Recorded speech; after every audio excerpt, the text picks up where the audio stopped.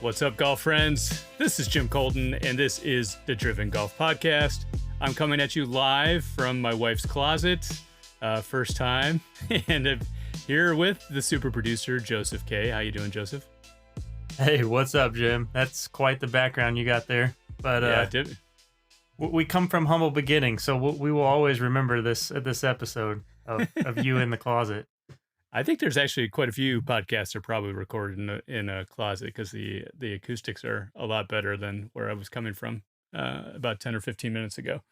So anyways, I wanted to wish you a Merry Christmas and a Happy Holidays and a Happy New Year. This episode 35, is dropping on January 2nd. So pretty exciting times. And this is the opening tee shot brought to you by our friends at Strack Align. Just a reminder, use the code DRIVEN, the word DRIVEN, to get 20% off your yardage book. And look, we got many of you guys, listeners, have a full slate of tournaments, scheduled, starting to map that stuff out for 2025. Start lining up those yardage books. Like you need a yardage book, and we really feel Straka is the best, and we really appreciate their partnership. So with that, the opening tee shot, the honor is yours, sir. Yeah, it's the end of the year. We're winding down, as you said. I think there's a great article everyone should check out on driven.golf. It's the introduction of the Drivies. So Spotify has wrapped up your year in music, and then the Gin wrapped up your golf year. And so here at Driven Golf, we came up with the Drivies. So yeah, I want to get into that, and hopefully you can give the listeners a little peek into who won the Drivies this year.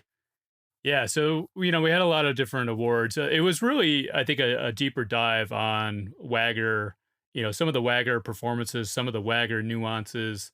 And like I said in the article, like success leaves clues. Like Wagger is a very important vehicle, for better or for worse, for top juniors, top amateurs in the world in terms of getting exemptions. So it's important to really understand the ins and outs of it. So we really want to take a look at some like breakout performances, guys that weren't ranked at the beginning of the year and all of a sudden have gone off like a rocket ship. Like what has been some of the secret to their success? And then obviously we've got Player of the Year awards, both on the junior side.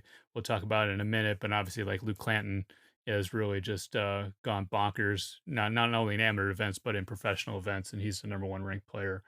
So he is our Drivy Player of the Year, but we have different categories.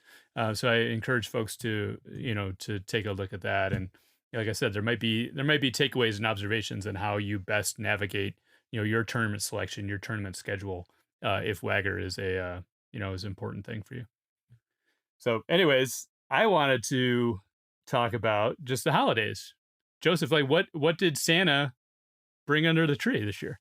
Yeah, Santa was nice to me this year, and I will be stacking in 2025. Oh, So I'm looking forward to that, and I've made a bold claim, Jim. So by the end of 2025, I will be at 120 miles per hour with my driver, oh my gosh. or I will walk 120 holes. So I'm putting that out there. I'm at 101 right now as a baseline. So I got 19 miles to go, 19 miles an hour to go.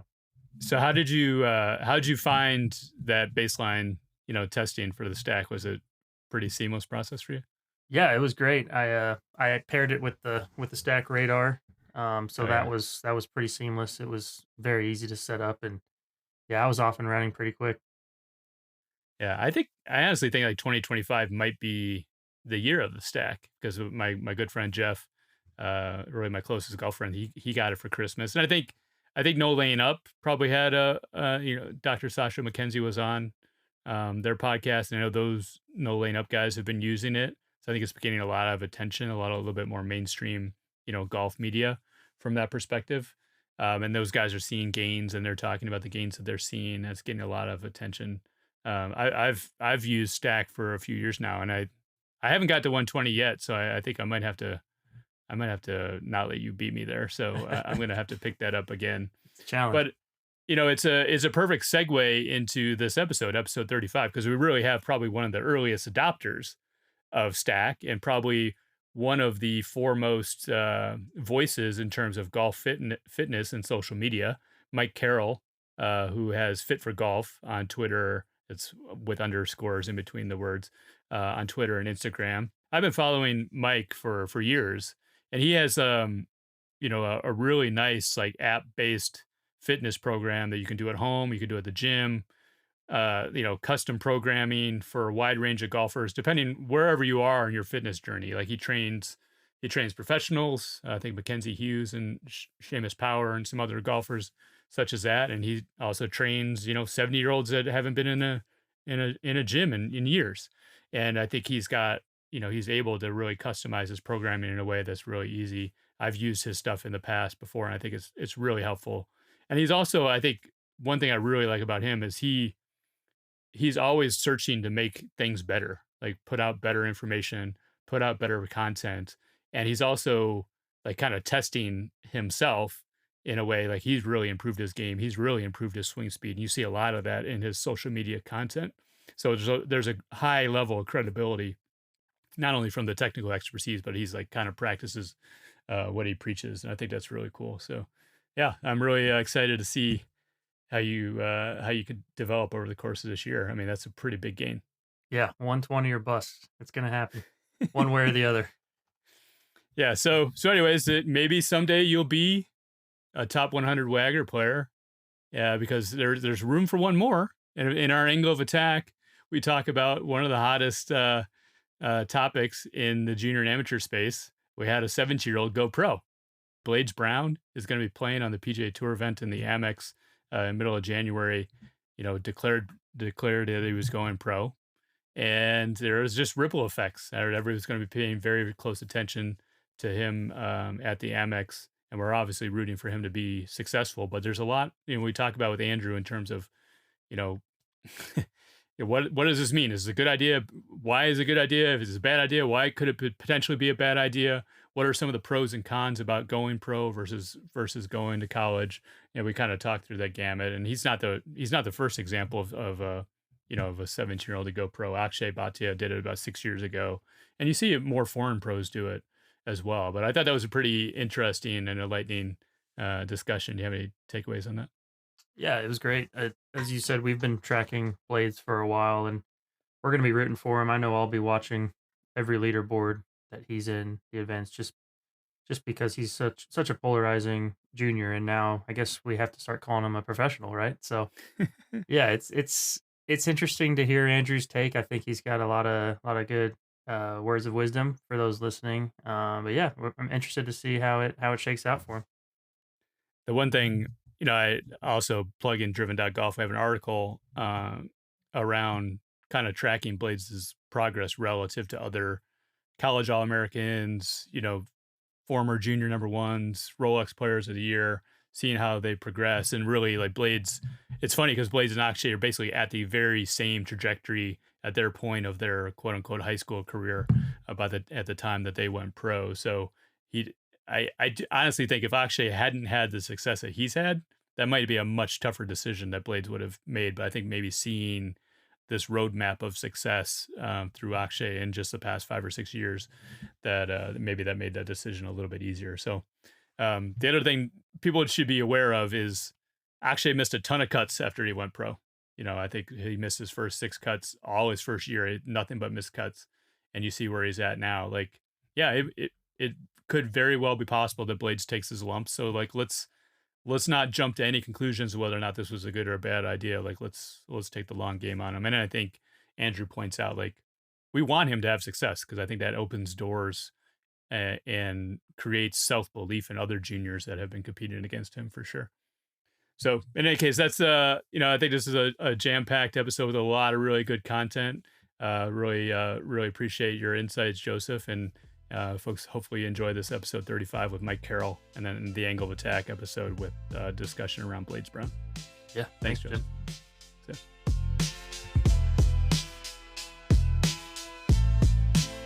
Mike Carroll, welcome to the Driven Golf Podcast. How are you doing? I'm good, thanks, Jim. Thank you very much for having me.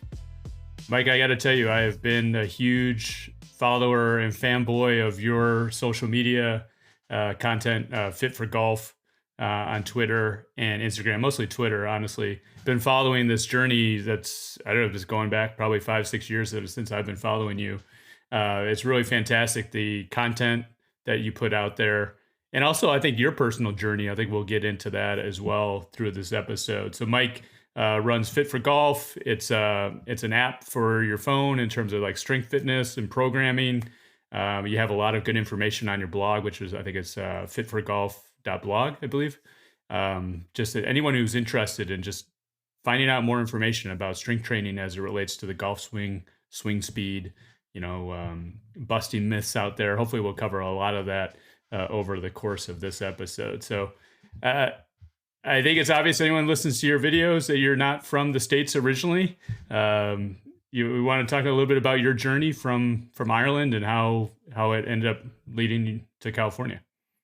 Yeah, no problem. So, yeah, as you said, I grew up and went to college in Ireland. And shortly after I finished college, I took a job for or with Mike Hansen of Hansen Fitness for Golf in Irvine, California.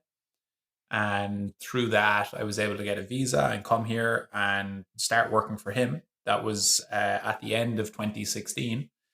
And shortly after I got here, I also kind of had the idea to try and start the Fit for Golf app on the side.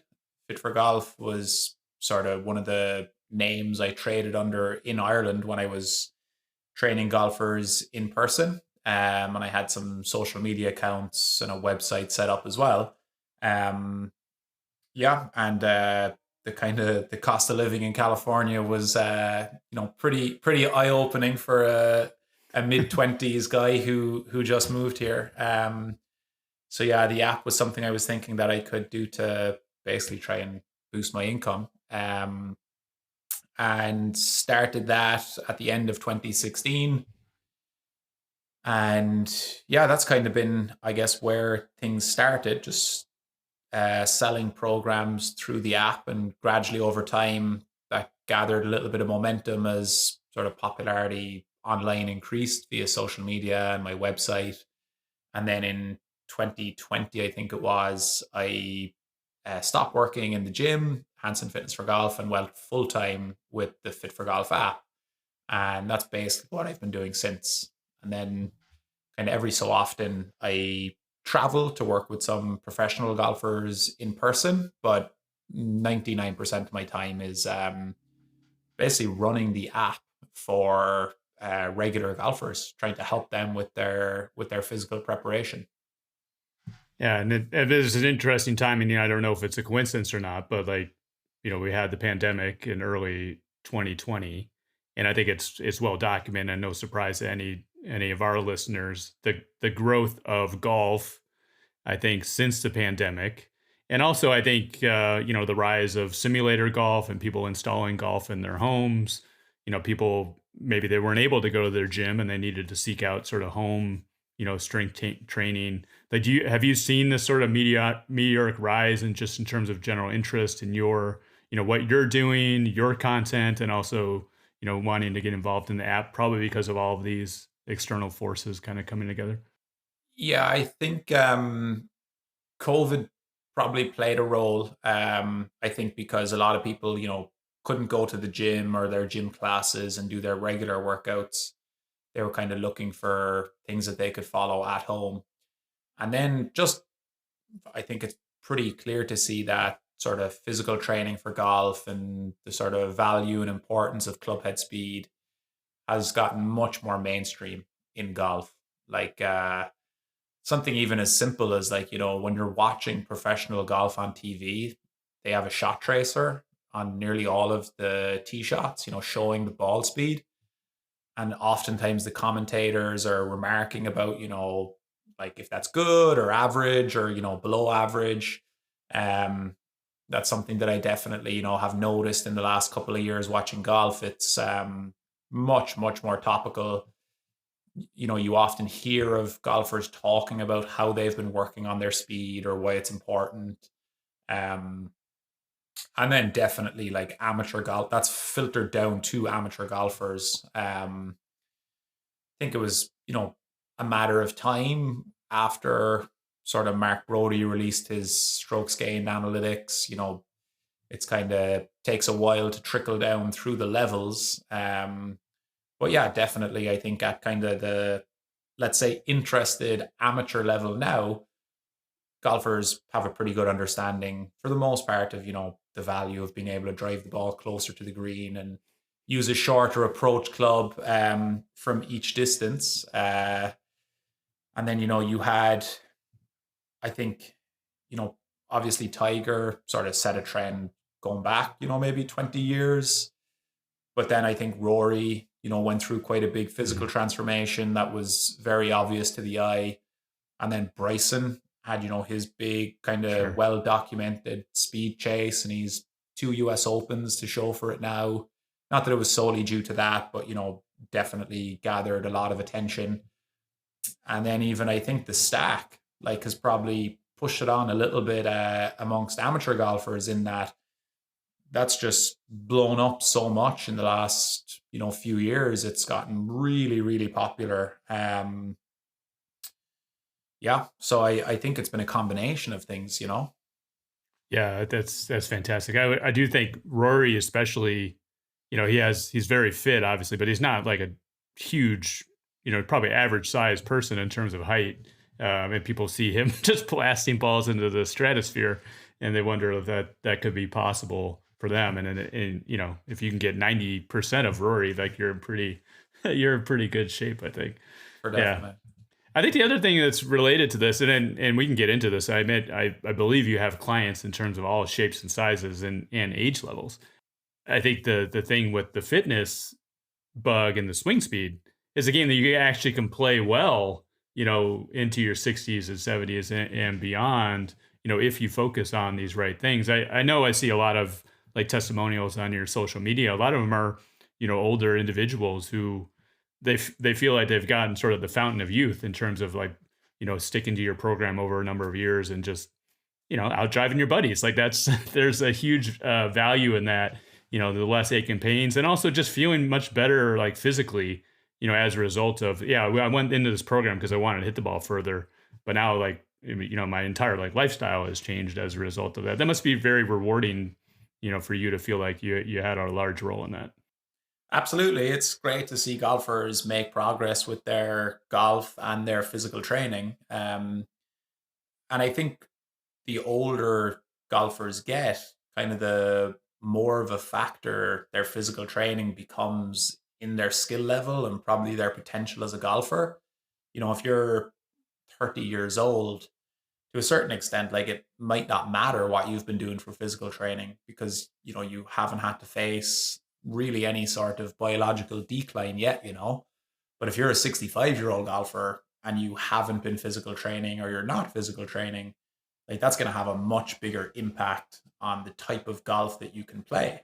Um, and what's really nice is that the exact same type of training that we should be doing to kind of maximize our golf game is also doubles really, really well for the type of things we should be doing to sort of slow and fight back against what happens with aging in terms of our physical fitness as well, like losing muscle mass, muscle strength, muscle power, bone density, all these things that end up having a huge effect on our everyday life are the same sort of physiological adaptations that are going to make it harder to reach the green in regulation or carry that bunker that's kind of your nemesis on whatever hole on your local Yeah. golf course. No, that's very well said. And I do think this I could speak personally as someone who I've okay golfer like low single digit handicap. I think the thought of like only hitting the ball 180 yards, like someday that's going to happen. Like someday I'm going to struggle to break 100. I know I'll be out there, but that doesn't sound very like appealing or attractive to me. Like I want to put that day off as far as humanly possible. And I think you're like we said earlier, like you're allowing these people to extend their quote unquote career in terms of being able to play like really high level golf or really like kind of competitive golf for them in relative sense much longer as a result because of the focus on the strength and fitness. I think that's awesome. Yeah, I think like people can surprise themselves with how well they can play golf into their later years, like as you said, obviously there's nothing we can do about time passing, obviously, but what happens, like if we have appropriate physical training versus not having appropriate physical training, what we'll be able to do as those years pass is very, very different. Um, and it's the two ways of looking at it, like, or it doesn't really matter what age you are to a certain extent. If you're, in, let's say, your younger years, if you're in your 20s, your 30s, it's trying to get in as good a physical shape as you can, get your peak as high as possible so that, eventually when things start to decline, you're declining from a much higher spot to begin with. And you can kind of avoid that decline for a very long time. If you're in your 70s, your 60s, your 80s, hopefully you've been kind of looking after yourself for the previous years and decades. But if not, like, you'd be surprised at how much progress you can make in reasonably short periods of time, even at those ages. Which is kind of why some people can be surprised in terms of, at what age do I lose club head speed, or is it possible to gain speed at my age? And the answer is usually yes. Like, if you're, if like Rory's not going to swing faster at 60 than he does at 33. We know that for sure because he's been so well trained. He's got such a high level. Like, he will have a natural decline for sure.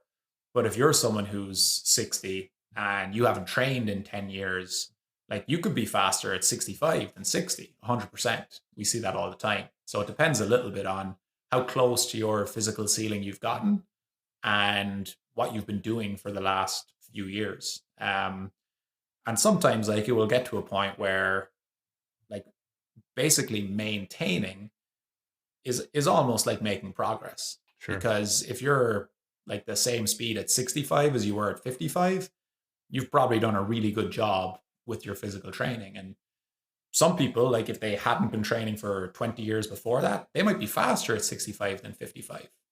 But if you've been training really well up to that point, well, then it's going to be more of like maintenance is actually a really good job. Mm-hmm. Yeah, I mean, look at Bernard Langer. He was hurt, but he came back and he shot his age, I think, 3 out of 4 rounds this past weekend. Yeah, he shot 7 under this week at 67, in a tour event. He's amazing. So I mentioned a little bit, like, you have clients that are all shapes and sizes. You have people that have never set foot in a gym before and want to get started. One of the things I think I really appreciate about your app and your just your approach to things is I think you're always striving to get better, like provide more information, try to improve the app over time. Like I observe as someone who has a real growth mindset in terms of like just seeking out information, seeking out and bettering your understanding and trying to relate that into the content you're providing or content that you're providing into the app. So can you talk a little bit about, different types of golfers? We've got junior golfers that are listening and maybe are looking to just get started. Like, how do you make the app so can be all things for all these different types of golfers on different parts of their journey? Yeah, so I know the podcast is mainly geared towards juniors, and technically I don't have like programming for juniors on the app, which is mainly a business decision, to be honest, because with juniors, you're not really targeting them to sign up and pay for something. It's going to be their parents and adults doing that. And the other thing is, like, depending on the age of the junior, like in terms of getting into strength training, like ideally you want that to be happening as early as possible, but probably not in the way what most people think when they think of strength training. Like, all types of activity are going to be strength training for kids. If we're talking about, like 5, 6, 10-year-olds, like them on the playground is strength training. If they're, climbing up stuff and jumping off and controlling their landing, if they're swinging through monkey bars, if they're crawling through whatever types of obstacles they do, if they're playing, tag and all these types of things, like that is strength training for kids. And you want as much as possible to encourage that, to get as much time of that type of activity in as possible, and ideally through play. so that they don't think they're working out. They're just, Mhm. being active kids basically. Um, as they get a little bit older, and if they're, showing keen interest in golf and probably other sports, I think that there's, really beneficial kind of adaptations that happen from a wide variety of movements. Basically as many different like stimuluses or stimuli as possible. If we're talking about, what might end up benefiting them in golf further down the road, I think you want to consider basically as wide a variety of things as possible, while also including things that are going to help them hit things hard. So learning the hand-eye coordination of swinging an implement and connecting with the ball, is definitely going to be something that will be helpful. So things like baseball, lacrosse, tennis, hockey, um, but other athletic activities too, like sprinting, jumping, throwing, kicking, any type of, maybe even like say kicking, punching in martial arts or something. All of those things are really beneficial, and that's 100% where I put the big focus for kids versus trying to teach them how to do squats and push-ups and bench Yeah. presses or things like this. Not that those things are bad for kids or they're detrimental, they're not at all. I just think you're barking up the wrong tree.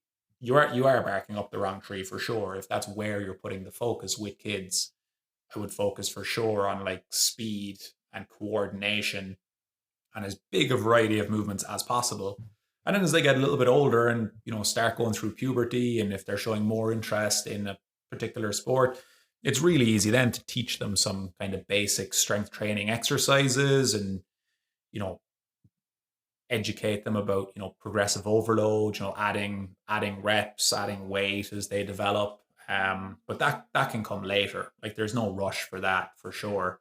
It's kind of one of the reasons I haven't done it on the app, because it's kind of challenging to be like, am I going to record, games like swing your baseball bat 5 times as Yeah. hard as you can, throw your football as far as you can 5 times, do some 20-meter sprints, which I may do in the future. But I think like the kind of hope is that kids are doing that as play and they're playing other sports, and even what's huge as well is hopefully they're doing that in an unorganized fashion, just Mhm. making up games with their friends, out in the street or in the park or whatever.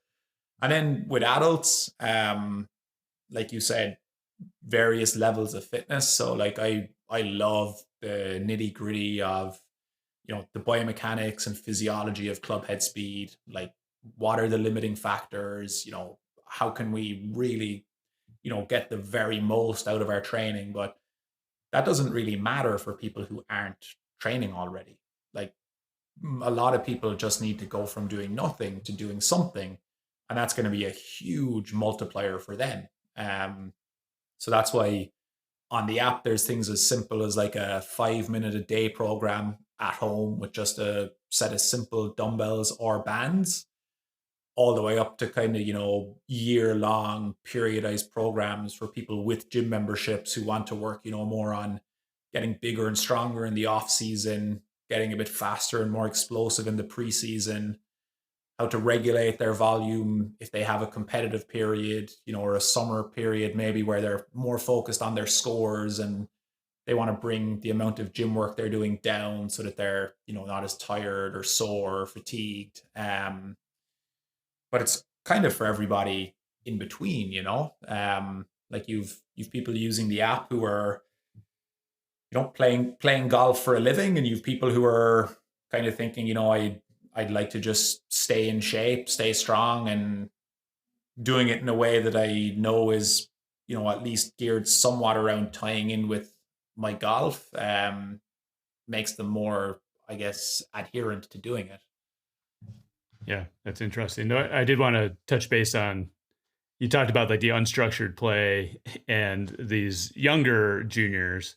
I think what we observe is the trend is that these kids are specializing in golf earlier, and because it is such a like a skill sport in terms of on the spectrum, that they can have success at an early age because they are so skilled relative to their peers who might be doing all sorts of activities, but just happen to be playing in this golf tournament. But I think that success, it can be sort of a red herring in some ways that, you have this false sense of like, oh, I'm on the right path. I'm winning these tournaments at age 6 or 7 or whatever the case may be, when they might be missing out on, something that might be actually helpful for their long-term development, which might be go play soccer or go play baseball or something related to that. So, I observe like videos where you see kids, they really just lack athleticism, but they may be very good golfers. But at some point, the elite are going to have this, both the combination of elite athleticism and elite skill level, and those are the guys that we see on TV. Those are the guys ultimately, for the most part, that we know, and it's almost, it makes it extremely difficult if you only have one of those two components. As you get into college and beyond, for sure. Yeah, I think you can see like I guess the kind of temptation for, it's really parents are setting that up. I don't think there's any 6 or 7 year old kids are probably choosing to specialize in just golf, or maybe there is some, but probably not many. Yeah, like early success probably gives people confidence in that, wow, if they're this good at 7, imagine how good they'll be at 17. But kind of the first question there is like, are they still going to be playing golf at 17 or 18? Are they still going to like it? Or will they have decided like, I've had enough, this isn't fun? They've almost had their golf period and are sick of it, which in my experience is quite common with kids who have, been very competitive from a very young age and maybe didn't have a more balanced development. And I think you're right in terms of, if somebody only plays golf from a very young age, I think they're going to be at a disadvantage to kids who have had that kind of diverse background we were talking about, and then eventually, funnel into golf. Because I do understand there's the temptation, in my experience working with juniors here, it's like the college scholarship is the big sort of carrot at the end of the stick. And I don't know exactly how many years in advance kids are committing to scholarships now, but from what I can see, it's probably too many for like the good of the kids' development, basically. But yeah, like I think any of the sort of research on early specialization and who goes on to have success, long term, strongly favors the kids who've had a more diverse background and eventually filter into golf, maybe in their sort of mid-teens or something like that. So it's a tricky one. I think hopefully it will get better over time as it just becomes more and more clear that, while intuitively it might feel like the more time spent on golf, the better, that you might be leading to like a high peak early, and then something that's either hard to sustain as other kids catch up. The kids actually get better because, as you said, they've developed more. And now when they've a time, like they've developed better physically, and when they've had time for their skill level to catch up, they'll actually be a better all-round golfer and athlete. And I think kind of what's tricky too, and it's a little bit outside my area of expertise, is whatever about the, let's say, physical and skill side of it, there's also just the like psychological and emotional side of becoming like a high level performing athlete. And I think to a certain extent, and for the vast majority of cases, like there'll always be outliers that maybe go against what the sort of body of research or the vast majority of cases would say. I think if you've, missed out on, let's say, well-rounded emotional or psychological development from essentially being a kid, it might be Mhm. hard to like essentially be well equipped to deal with the struggles of, you know, competitive golf in your later years, or in, after college. I think a classic case of that, is, I've definitely seen this, is people who were, very good golfers in their teenage years, but there was a lot of pressure from parents in terms of, managing their schedule, ensuring the practice hours were high, maybe not doing, a whole lot, maybe not developing very well socially. And then all of a sudden they move away for college when they're 17 or 18. And like that kind of whack Right. of freedom, they go off the rails a little bit in terms of it's just a whole different world, and then all of a sudden it's like, I can't believe I spent all this time being consumed by golf when there's so much else out there. So yeah, I think kind of a lot of what we talked about there is important. There needs to be balance. Obviously, getting very good at golf is very difficult, so there does need to be a lot of time put in, a lot of effort put in. But it really doesn't. I think the overarching theme is like, it really doesn't matter how good you are at 14 or 15 if you don't really have any interest in playing at 18 or Yeah, for 19 sure. and hate the game. Yeah, yeah, that's kind of where the I guess wider range of my thoughts would be on that. My son who plays golf, he's 17. I did want to touch base on a little bit on this. This is just my approach, and you can agree or disagree. What I tried to do was a couple things, like make it fun, obviously, but instill this sort of like interest in fitness, and also I think in a lot of ways, like fitness can have a negative connotation because it's hard work or whatever, or they're on, like I see this a lot, like they're on team sports and losing team has to do push-ups, or Yeah, losing team has to go run around the track, wherever the case. Like you're instilling like this negative connotation towards something that's actually making you stronger, making you more physical fit. So I was always very, very careful to avoid that.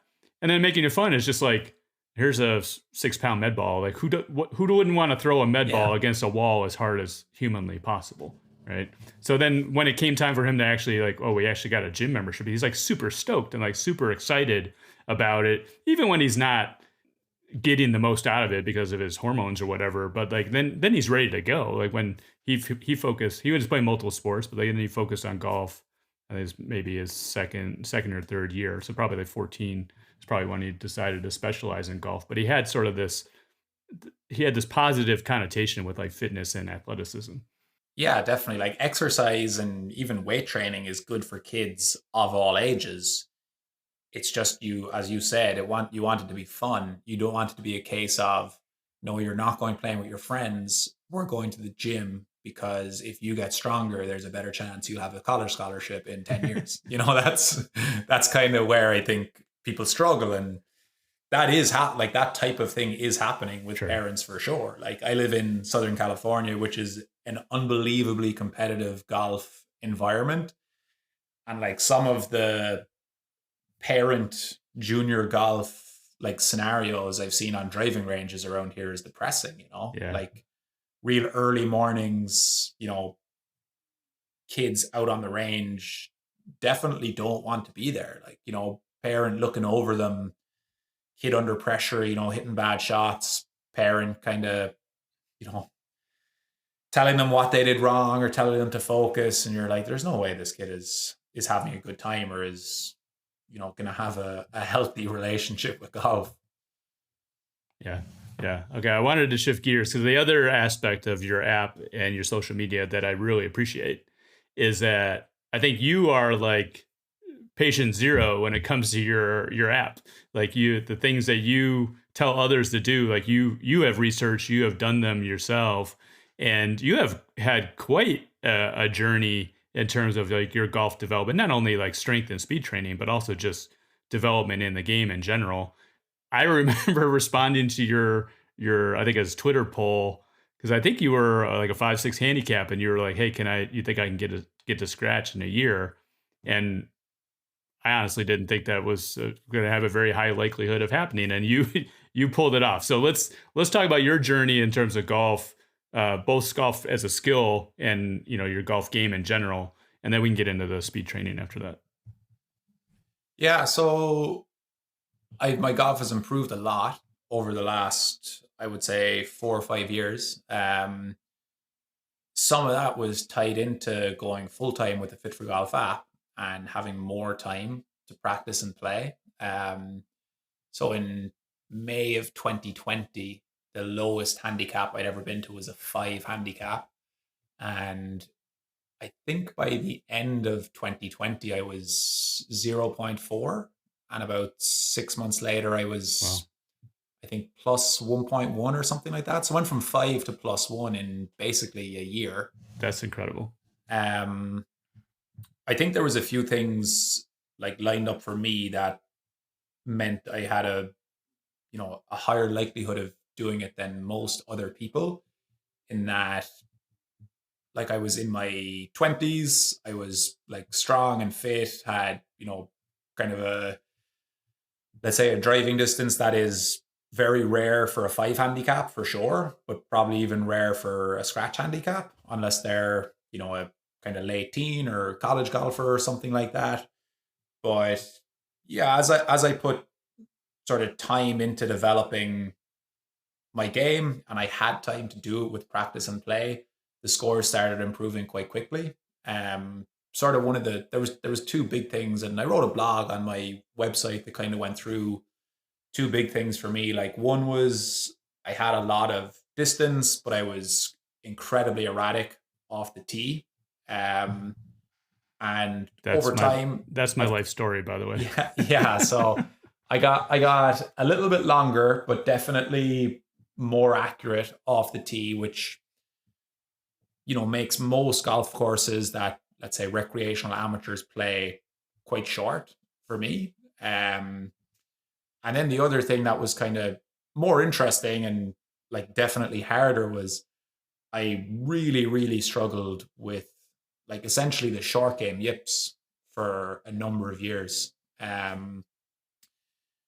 Like probably for about 4 or 5 years, where it really, really inflicted my game and made it very, very difficult to score to any sort of reasonable level.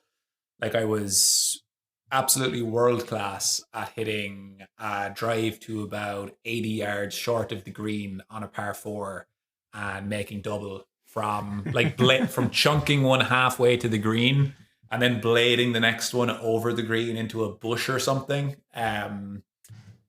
Yeah, when So your friends start naming those sorts of shots after you, you're in trouble. yeah, so I struggled there for a while, and that took a long time to improve and to kind of come full circle on. But once I got competent and like good with wedge play, and for me it was strange in that like it was almost all distance of wedges. Some people get, they really struggle with their greenside chipping, but they might be fine from 80 yards. Like, I really struggled from anything that was kind of inside, I would say, like full swing distance. So like, I know we see the stat stuff on Twitter where, like closer to the green is better. Like, I was definitely one of those cases where like I was 100% better from 150 than 50. Like, no doubt about it. Because from 50, I was almost certainly going to chunk or skull it. Like, whereas from 150, I might be able to hit a 9 iron onto the green, which wasn't happening. So they were the two main things. I started driving it in play more often, and then I was able to wedge it onto the green. And that meant that just made lots of pars because I could drive it reasonably close to the green, wedge it onto the green, and taking advantage of par fives. A lot of them kind of reachable in two or close to reachable in two. And that was there was other work went into as well, like improving approach play and things like that.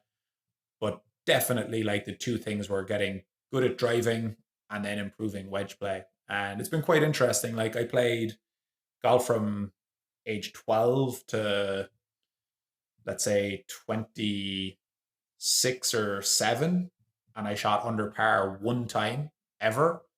And I probably have 60 rounds under par or so since like that May 2020 timeframe, when put more time into practice and play. So it's been way more enjoyable.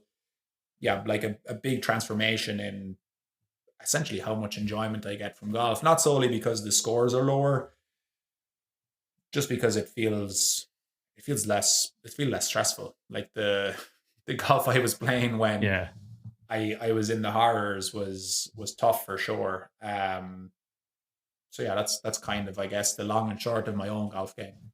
Well, as I recall, you didn't really practice putting at all, right, during this journey. So this a couple of things. Maybe this leads into the swing speed stuff, but like the drive for show, putt for dough. I mean, that's kind of a misnomer, especially in this day and age of golf. And it sounds like that's what your observation was as well. And then I think the other perhaps myth is that, oh, these swing speed focus or swing as hard as I can, it's going to cause me to be more erratic. But did you like what was the key thing for you that kind of brought your dispersion pattern closer together? A lot of it was a like a better understanding of like swing concepts. Like I think I probably like my swing mechanics knowledge now is infinitely better than it was at that time frame. And I think naively, I probably thought I knew more about the swing then than I actually did. Um, and like everybody is a little bit different in terms of, because what they're doing in their swing is specific to them. But one thing that made a huge difference for me with my driving was I think it might have been like my own fault, kind of getting caught up in some of the stuff that was posted on social media a lot. Um, and I should probably mention, like, I took a break from golf pretty much entirely from about 2009 to about 2014 when I was kind of in my last year of high school and in college. I was playing other sports and just kind of frustrated with golf. And it was when I got back into it that I struggled with the short game stuff. But with the driving, I had a really hard time not having the ball go left. Like I would hit really, really poor, essentially like pull hooks off the tee, like a ball that started left and went left. And one of the things that I was actively doing in my swing was trying to get as open as I could with my body at impact, because that was just one of the things I thought you were supposed to do. Mhm. So I was basically getting to the top and then like basically spinning and rotating hard early. And I was just getting the face closed down really, really quickly.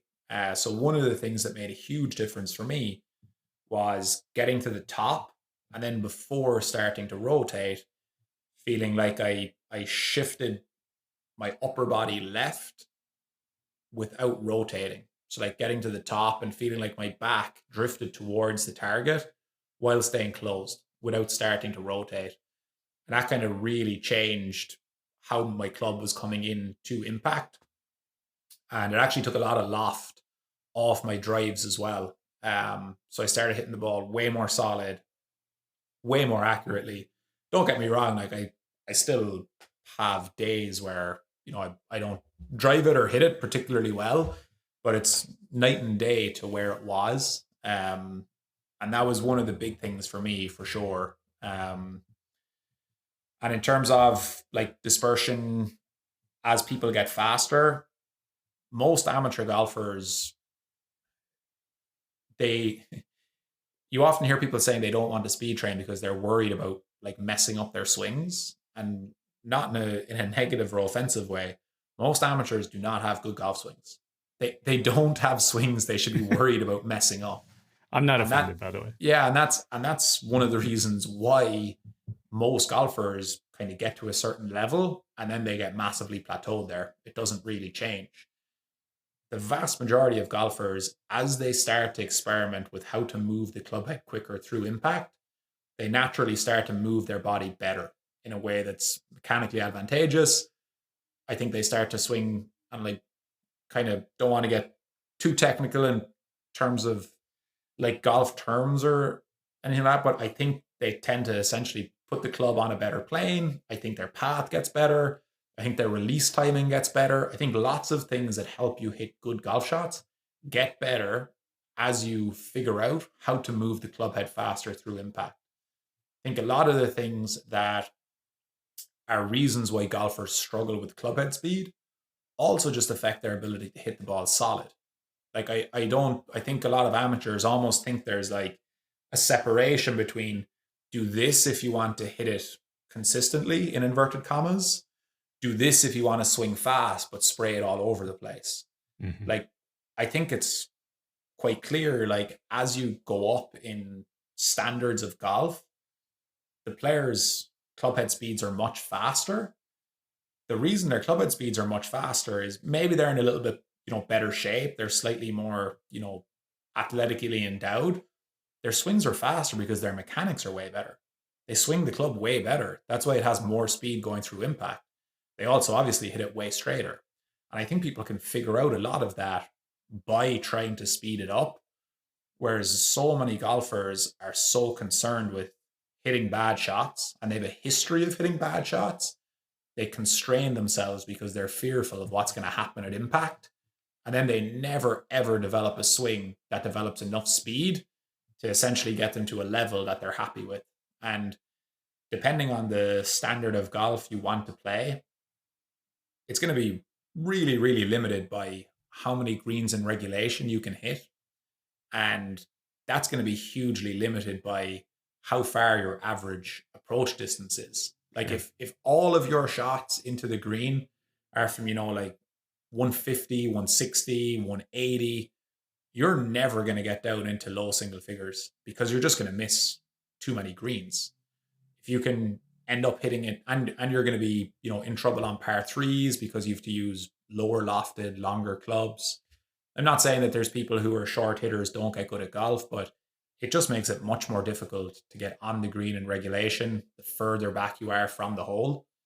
And like distance plays a huge, huge role in that. We can nerd out. I think that's fine. Like this whole concept of organizing your body.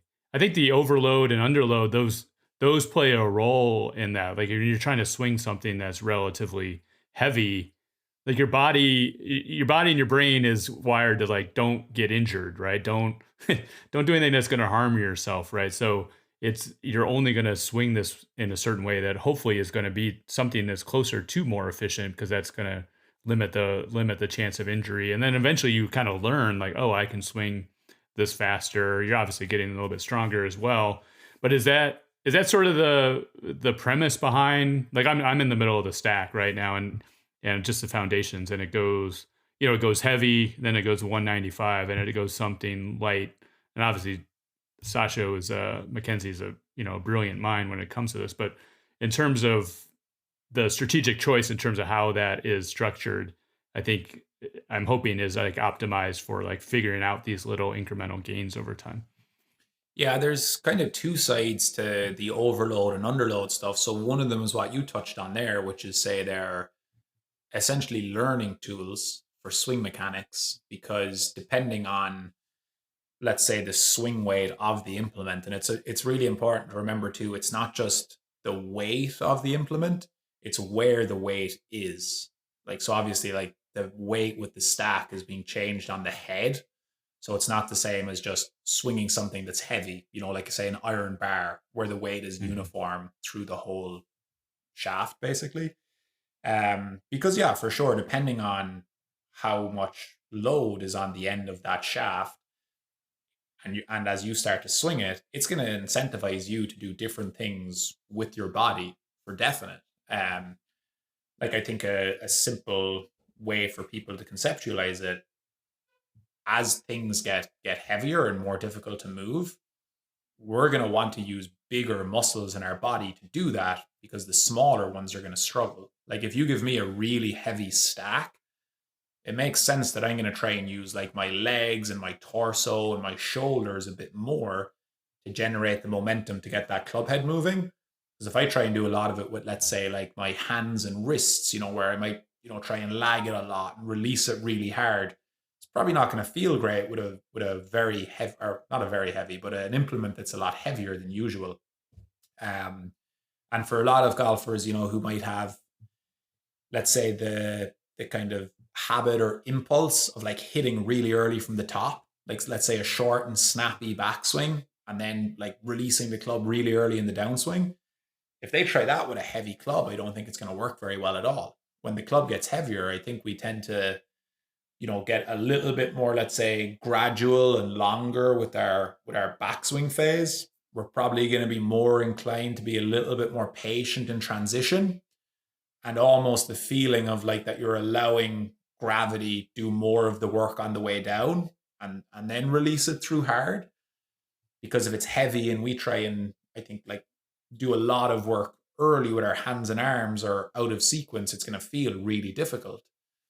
And then conversely, with the lighter ones, I think it gives us a chance to almost feel like how aggressive can I get with really ripping my hands and arms through impact, and how much can I use my wrists to speed up the head of this club, but there is also like a physiology side to the overload and underload, in that when the implement is heavier, we swing it slower. When it's moving slower, our muscles have more time to produce force. So there's going to be a slightly different training effect. And then when the implement is lighter, it's going to move faster. The total swing duration is going to be shorter. And that's going to have, again, a different training effect on the muscles.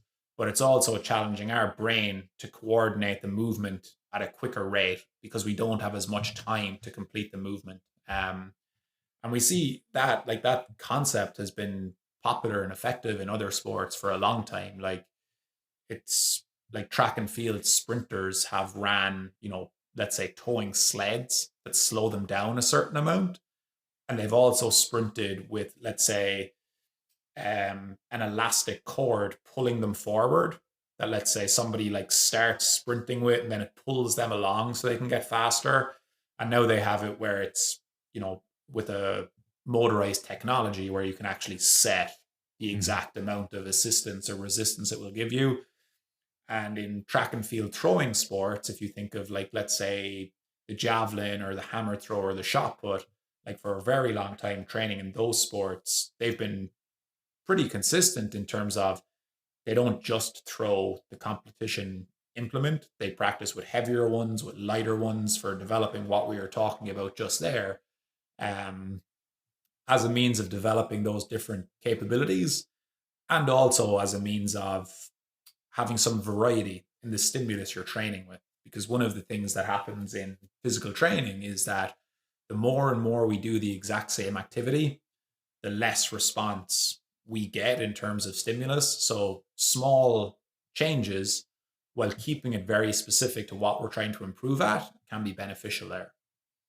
Yeah, that's really interesting. I can tell you, having gone through, going through the stack right now, is even like within the set, within the same weight, you are you're like trying to learn. Like, you're trying to, like, oh, that felt good. Oh, that, but it wasn't higher. Or you try a different slight feel, then you see if you can repeat it on the next rep. And I think that incremental learning over time, leads to these potential, like, swing thoughts in terms of, like, when I'm actually on the golf course, to try to do that. Like, I honestly was listening to your podcast with Dr. Kwan, and you mentioned something about transition in terms of, like, the club actually getting closer, getting closer before transition. And honestly, I played golf yesterday, and I was thinking about that. Just my thought process was, even if it wasn't actually doing it, but just like the thought of it doing it, I think actually led to improve impact, like improve quote unquote lag or whatever. And I'm interested to see if I could take that same feeling into my next stack session, which Yeah, I think I'm going to do it tonight. I'd be curious to hear. Yeah, that, like, obviously people are different, and feel and real can be, way off, but definitely, like, I've seen improvements in my speed with a focus on how I'm using my wrists. And it's funny because so much of the material, and it's fair enough because it probably has a chance to affect, like, more globally, I would say, like, bigger ranges of improvement. There's so much talk about, like, using the big muscles, how to use the ground reaction force. Um, Whereas, like, I started seeing some really nice progress with focusing a lot on what I was doing with my wrists, which has almost, like, been forgotten about to a certain extent in circles, it seems. But yeah, like, what the wrists do in the swing makes an enormous difference. And I think we can see that, a pretty simple experiment what you can do that with is even just, like, hitting, say, like, pitch shots or wedge shots. Like, if you feel like you take your wrists out of it and don't hinge at all, versus using your wrists a lot, like, the difference in how far you can make your wedge go, would be massive. And some of that can be applied to driving for sure. What's really cool about the stack as well is because they're um, measuring your swings with the different weights, like they'll start programming weights for you based on where you might be deficient. So for example, if you have say two golfers whose average driver speed is 100 miles an hour, all right, and let's just say for argument's sake, one of the golfers is, let's just say, an 18-year-old golfer that weighs 120 pounds, and the other is a 40-year-old golfer that has a good background in weightlifting and they weigh 200 pounds, but they have the same swing speed with their driver. Like you can be pretty sure, I would say, that or let's just use it as an example, as the weights get heavier, I'd be reasonably confident that the 120 pounder will start to struggle Mhm. versus the 200 pounder that's stronger, even though they have the same driver speed. And conversely, I would say maybe as the weights get lighter, the 120 pounder might actually do better, or they might not see as big a drop off compared to when they go heavier. And the stack can, because the lighter golfer probably needs to get a bit stronger, maybe they'll program some like more heavy swings for them, which will help them bump up their driver speed because that's where they're deficient. Whereas if the 200 pounder does way better with the heavyweights relative to other golfers who have the same driver speed, they'll be like, oh, we need to teach you how to get moving faster. Like you've got plenty of strength. That's not the problem. You love moving slowly and having time to use your big, strong muscles to apply force to this heavy implement.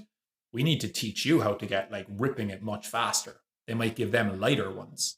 And that's a really nice way that they can individualize your training based on your kind of deficits with potentially strength or speed.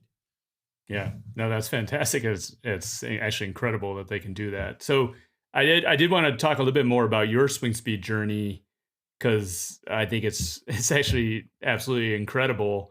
I don't know where you were when you sort of started this chase to scratch, but I've seen the progress through sort of the 120s and now pushing past the 130s as you sort of zoom out and you look at this progression over time.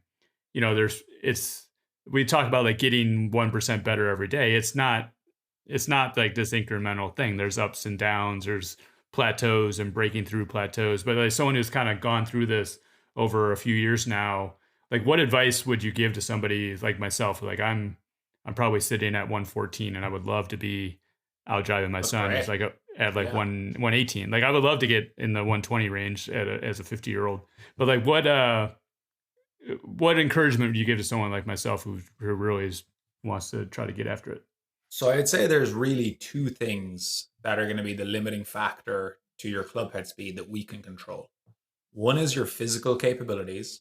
So think of that like essentially like what your body is capable of, your raw physical prowess, your strength, your power, like how explosive an athlete you are. And then the second one is going to be your swing mechanics.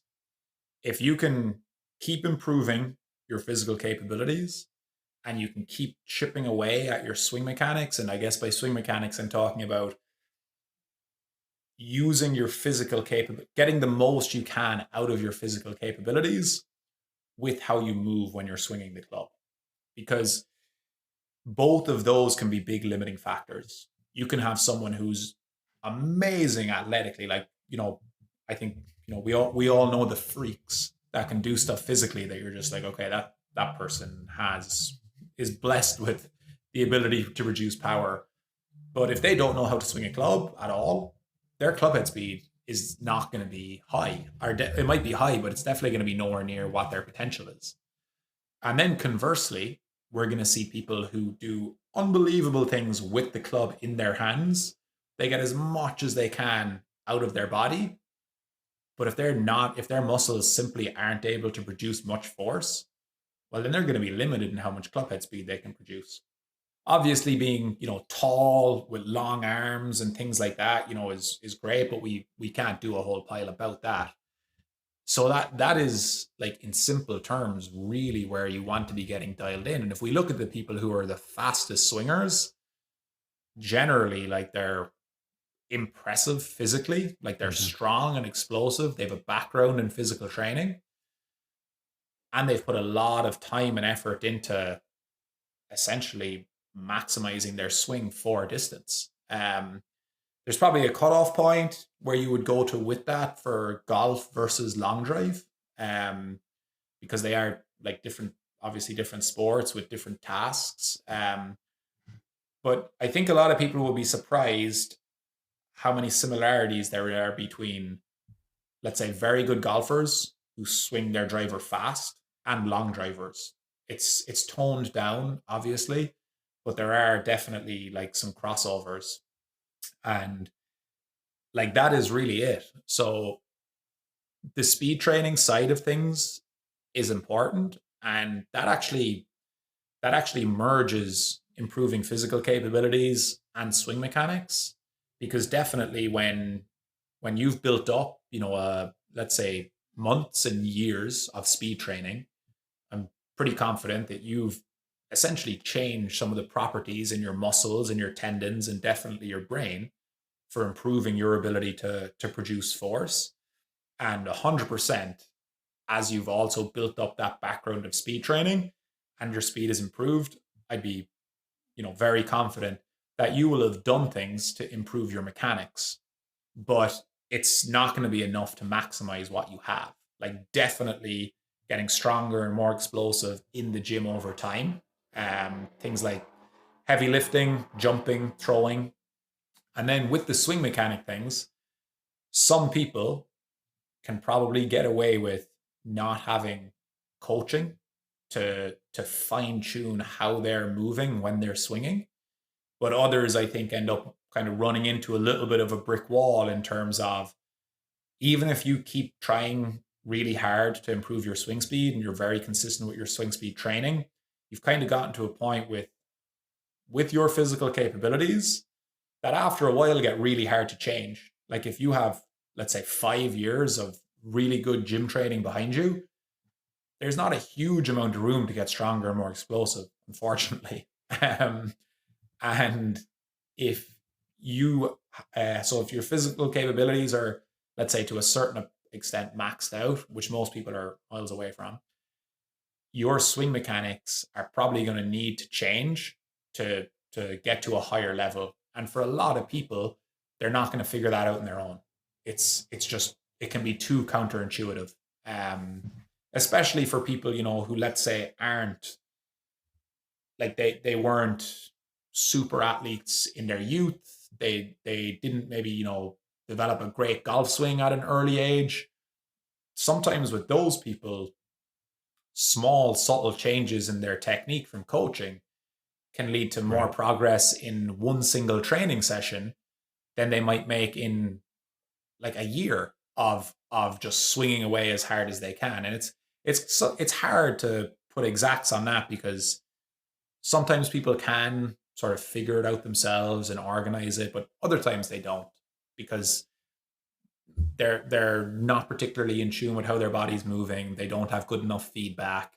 Um, and the other thing, like with the golf swing, is there's so much going on in the swing. Like, we use so many joints and so many muscles, and they interact. Like, how they interact is so crucial to speed, that there's massive ability to change the force that ends up getting out to the club.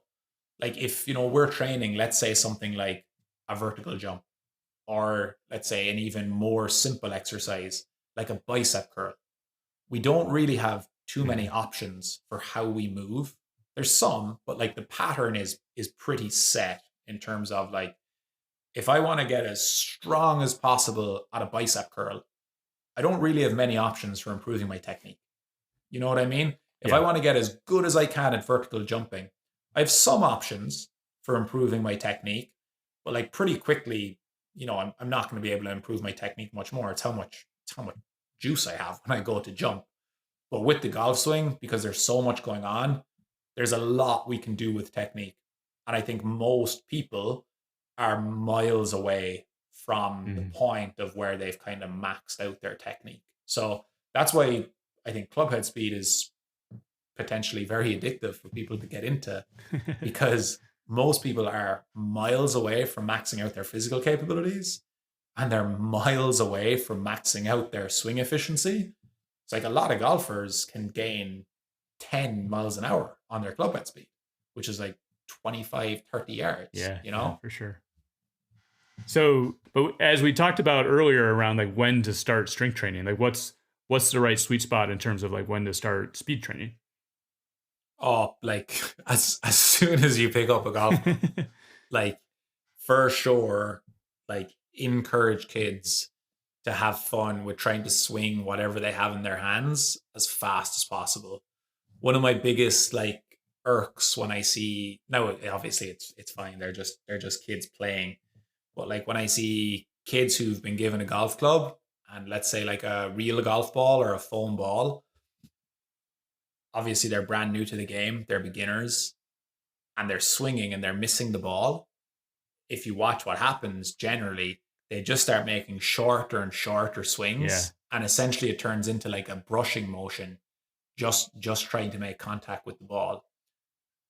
What I think is like a way better idea is like if you give a young kid a golf club, give them like an inflatable mini sized like soccer ball or like something the size of a softball or something like that, and have fun with them trying to absolutely crush that inflatable ball and make it go up in the air, and that'll probably be more fun too.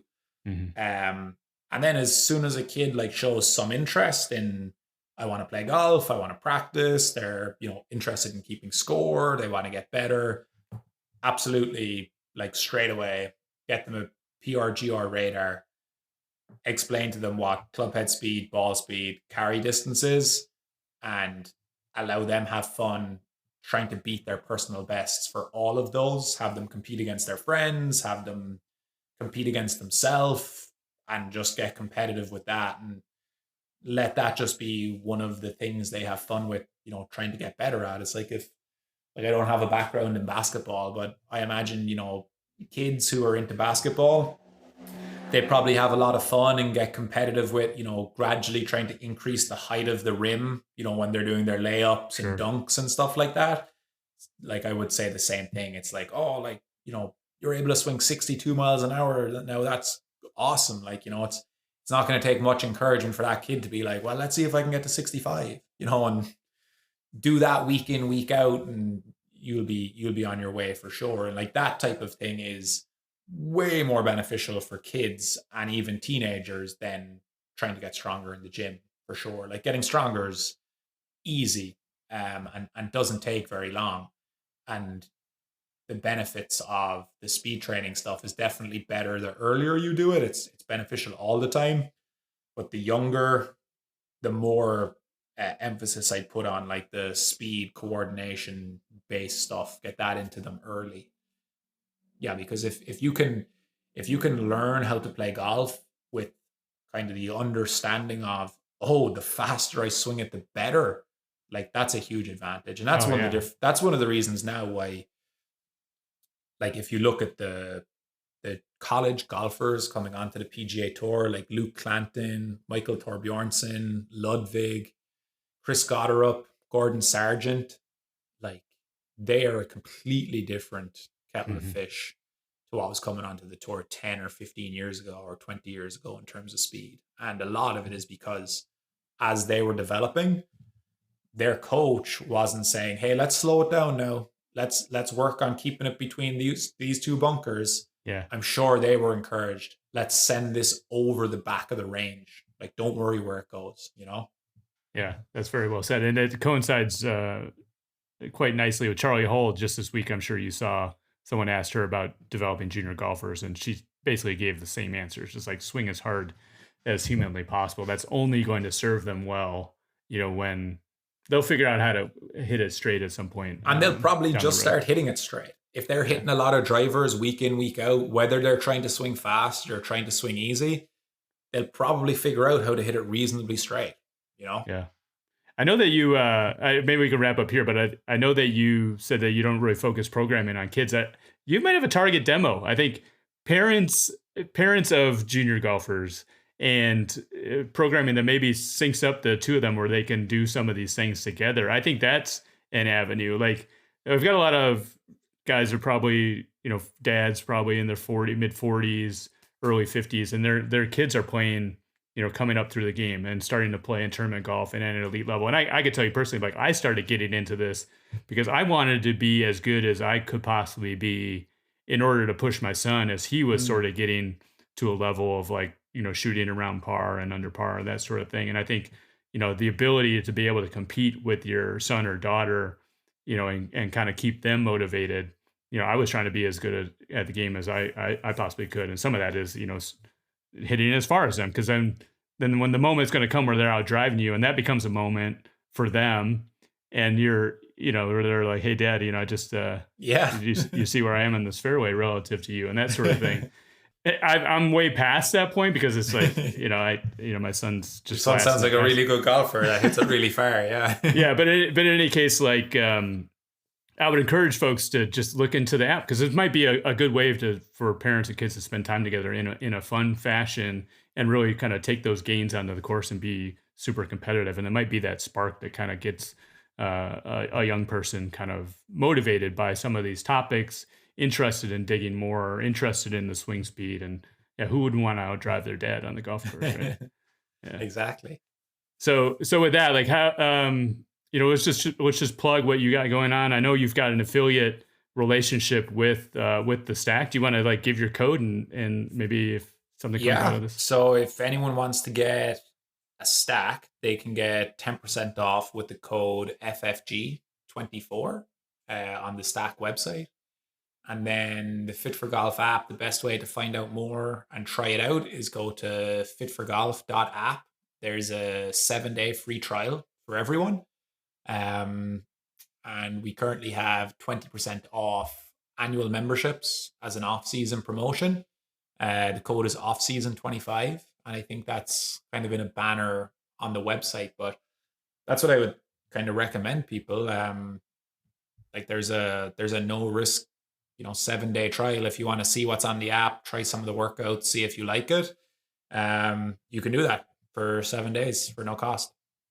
Yeah, and I would encourage folks to just also follow you on Twitter, Fit for Golf. The content you're putting out there, I mean, like I said, you're like a living example of these exercises and these videos, and you're sharing your journey. I've learned a lot just like from your learnings and what you've shared. It's been a tremendous asset to me. And so I would encourage folks to just kind of start looking into that information. And I do want to plug the Stack Radar. I know you have it because I saw it in your video. That's a life-changing thing. What a huge invention. Because like I was getting frustrated with the old PRGR radar because sometimes it reads your backswing and you're doing like, oh, this is a full effort. Like I hit that one really well and it shows you that you hit it like 26 miles an hour and you just wasted a rep. So the new radar is a life changer. You don't need to talk the numbers into the app. Auto entry is nice. I used to hate being at the range, and swinging and you're like 106, 107, and calling out your speeds to get it into the app. Yeah, so I would definitely plug the Stack Radar is definitely worth the price of admission. And the cool thing about the Stack Radar and the Stack in general, what a lot of people don't know is the Stack has an incredibly good putting section for improving your putting. It's not just for speed. And they're just about to release a wedge distance control section. Oh, cool. That will be possible using the Stack Radar. And you'll even be able to do it hitting into like a net. They're going to have a way of basically like using the ball speed and the estimated carry distance to get you pretty close to what it would be, on a real shot and track how good you are at controlling that. So it's they give you a club or a shaft with the adjustable weights, but the putting is phenomenal. The putting info, and I'm sure the wedge one is going to be pretty good too. Yeah. Like I said, Dr. Sasho, he's really pushing the envelope.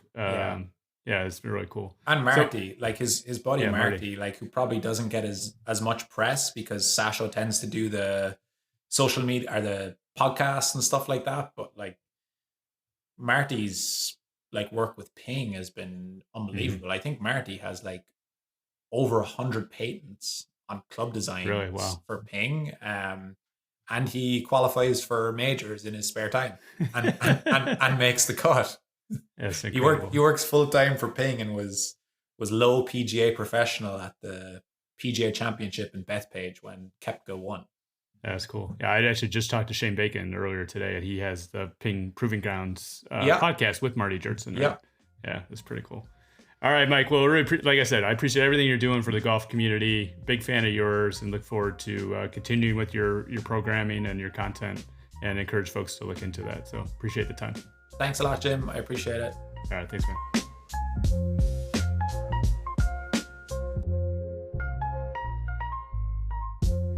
Andrew Lewis, welcome to the Angle of Attack with Andrew Lewis. How are you doing, sir? Hey, Jim. Everything's good, man. So we wanted to bring up, I think, a fairly timely topic, something that's been kind of brewing around the world and getting a lot of attention in the junior golf space. There have been a couple examples of 17-year-olds going pro.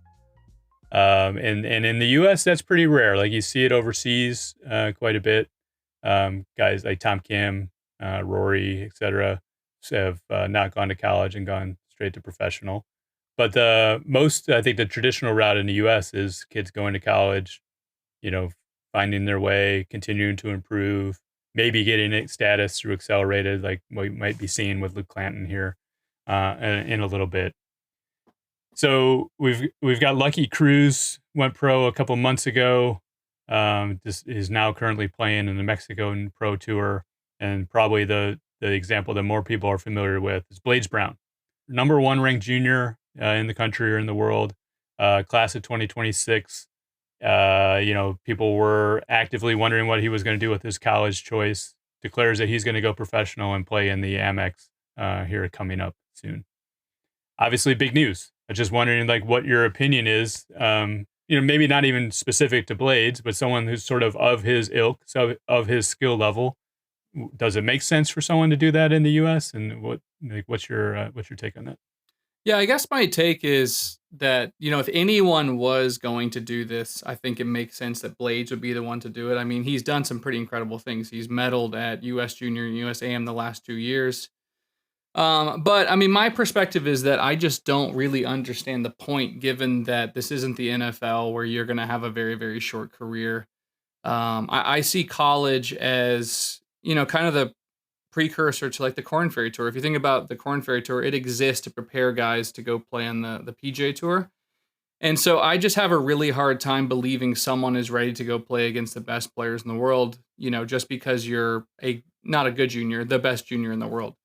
So I guess I just don't really get it. And I don't understand necessarily what the rush is, other than, it's kind of like a stock. He's obviously at this like really high peak. And so, if he were to maybe falter a little bit his senior year or maybe going into college, this opportunity doesn't present itself. So I can see that, because I mean, he's probably going to get 6 or 7 exemptions, but it just seems like it's going to be very, very difficult. My worry is like, what if it doesn't go well? Like, what's the next option? Because the last thing you want to do is start heading into this world of pro golf, going down these mini tours and some of the developmental tours, because they literally take 2 or 3 years to work through if you're successful. So yeah, that's kind of my take, especially given he was going to be able to go to, the best college, likely compete for, freshman of the year, be on Walker Cups. I mean, the accelerated points list was looking pretty achievable for him, just like some of the guys in front of him, like you mentioned, Clanton, Coyven, Gordon Sargent. I mean, you're going to see a lot more guys doing that. So, but the only thing we didn't mention is maybe there's a lot of money on the table for some reason. So I mean, that's the only really logical thing I can come up with, is there's enough money to make it worth it. But yeah, other than that, I don't really get it. Yeah, it's interesting you say that. I mean, I think the people are bringing up like Ty Tryon, right, as the reason why he shouldn't do this, right? And it didn't work out for Ty. Went to Q school at a very young age. But a more recent example is Akshay. Like Akshay bet on himself, had his doubters, and he missed a ton of cuts. Yeah. He had dominated junior golf. He had a number of wins. Went pro in the fall, I think probably of his senior year in high school. and then decided to go pro, and he wasn't going to go to college. Looking back, like it's now, I think Akshay is you would consider that a wise decision on his part. Yeah. He took his lumps, continued to get better. And he went through the Corn Ferry, won in Corn Ferry early, I think in 2022, made his way to PGA Tour, and that was one on the PGA Tour at Valero. So I think the recent success of Akshay probably made this decision a little bit easier for Blades, seeing that someone fairly recently had gone through this path and was able to come out the other side. And oh, by the way, they share the same agent, so that's another interesting wrinkle. Yeah, I mean, Akshay is a great example. And again, Monday morning quarterbacking saying, yeah, it worked out. I also think that like with the way the tour is going and them limiting starts and cards, and you're going to have more and more guys looking for sponsors exemptions. So maybe doing it now, versus like, well, why wouldn't you do this next year? It probably makes more sense to do it now versus the end of 2025. But again, without knowing how it's going to turn out. I mean, yeah, I still, I've said on this podcast, I think there's going to a high school kid or a college kid. We already had Nick Dunlap win twice this year and Luke Clan almost win.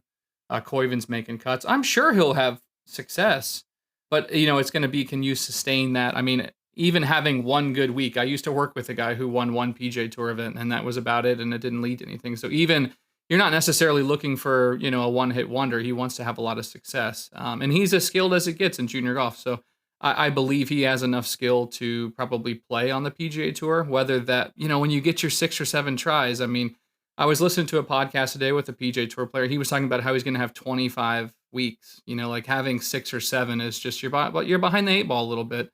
But I think he'll look like a genius if it works out. And I hope it does. Like, that would be really, really cool. I think that helps other players that are his age potentially get like sponsors exemptions. Because I know, the PGA Tour product right now is not great. The amount that they were posting him yesterday, they need like maybe they were the ones that told him to do it. Like, we need some life into this thing because it is not great, especially after that crypto.com thing. Oh my gosh.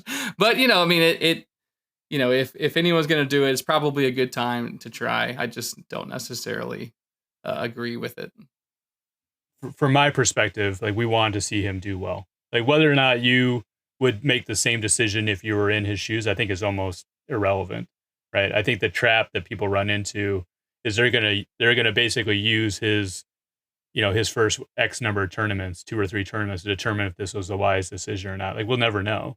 Right. Yeah. He could like literally miss every cut this year, basically enter Q school in the fall. And it still might have been in his best interest, perhaps, right? Because he had this opportunity and each time he's hopefully taken away from each tournament. And there's some likelihood that will happen.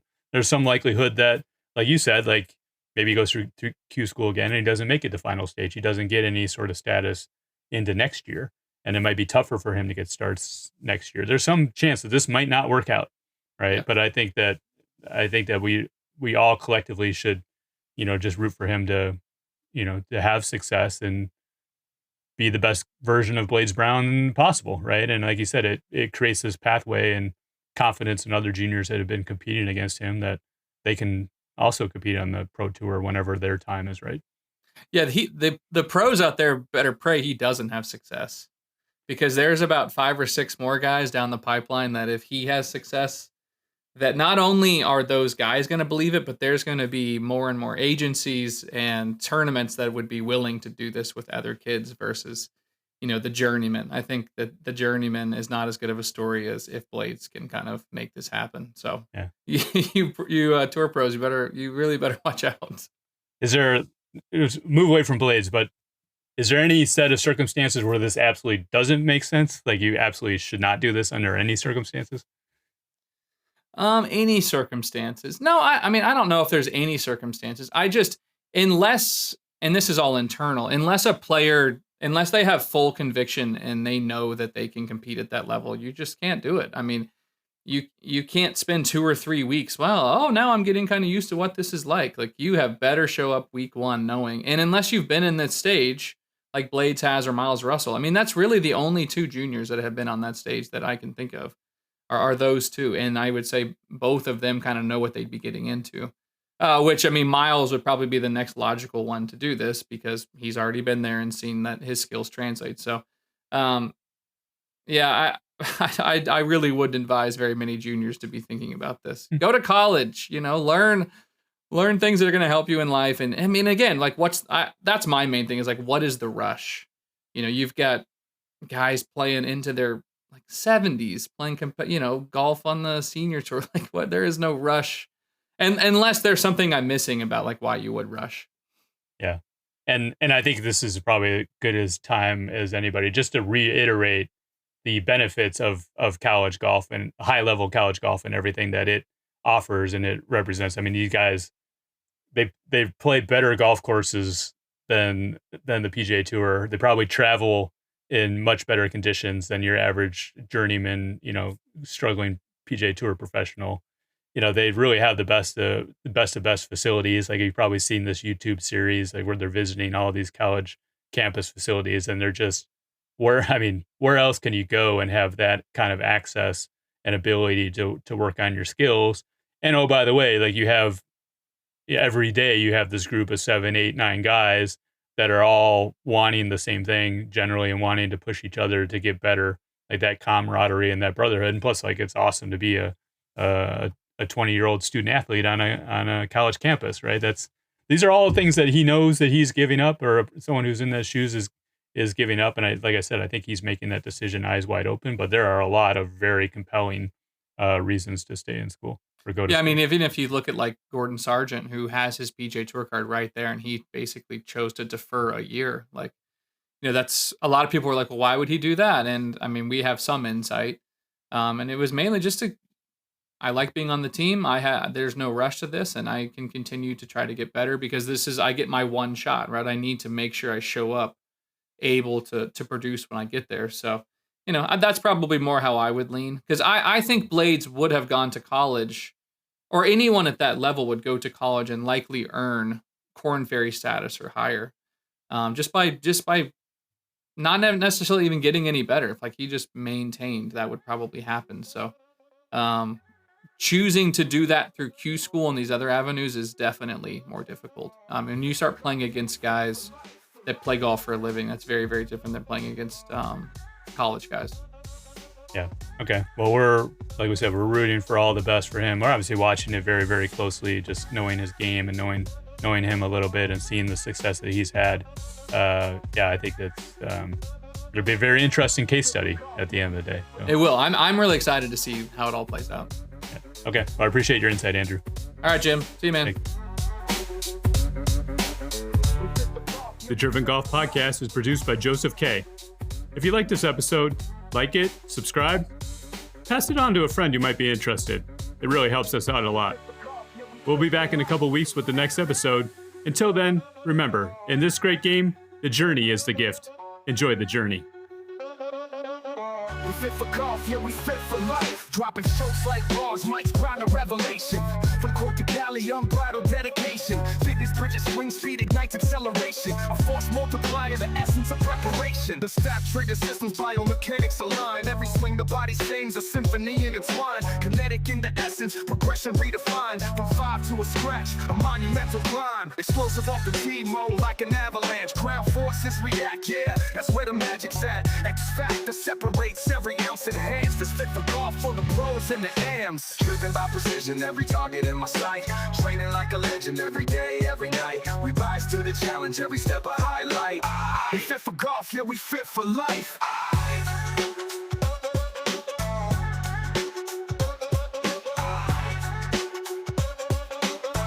Fit for golf, yeah, we fit for life. On the mic, I split lines like fairways bisected. Parents pushing kids, man, that pressure's deflected. Let them climb, let them sprint, let their souls feel protected. Develop athletics, over time perfected. Multi-sport mentality, agility inherited. Speed's the algorithm, inherent and competitive. They swing for the fences, playground kinetics. Driven by life's rhythms, it's poetic genetics. From Bryson's torque to Rory's sculpted ascension. Metrics meet mindsets, swing thoughts dimension. Junior dreams manifest, college scouts attention. But burnout's the hazard, let balance be the lesson. Driven by precision, every target in my sight. Training like a legend every day, every night. We rise to the challenge, every step a highlight.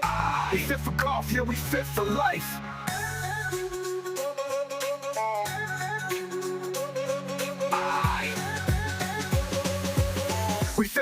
yeah, we fit for life.